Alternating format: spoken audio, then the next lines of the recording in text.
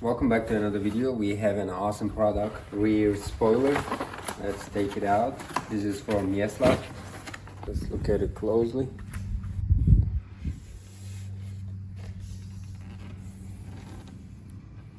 This is the correct direction. The tape is going to be at the top. Before you apply the rear spoiler, you need to clean it up well. Apply some water and clean up the area well. Let's go ahead and dry it. Now the spoiler area is clean. We can go ahead and apply it. Make sure you're peeling it off from left and right. Then we're gonna go ahead and put the correct direction. Then we're gonna take this cover. We're gonna go ahead and center it first.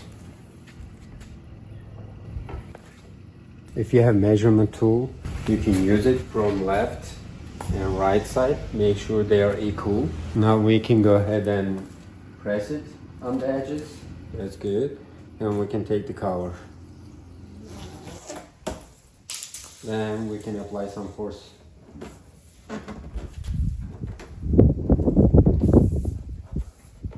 Now we are done with the procedure. Let's go ahead and look at it closely.